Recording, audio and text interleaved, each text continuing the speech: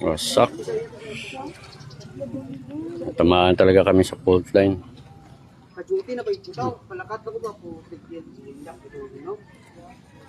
Sira yung apartment namin. Okay lang. Ganun talaga yun.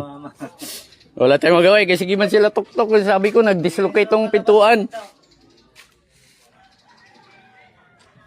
Wala na.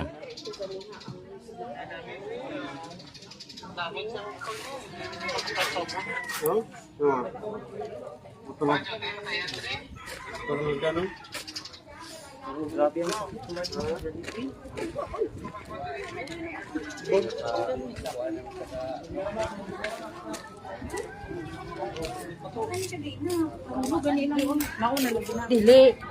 Ay, kawawa yung sasakyan ni boss. Sa loob. Grabe yung fault line. Tapos paglinog, naapagig ko dire nga side. Naglibog ko kung asok mudagan.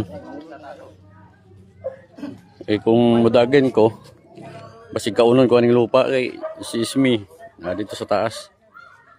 Ako. Dati magawa. Kalikasan.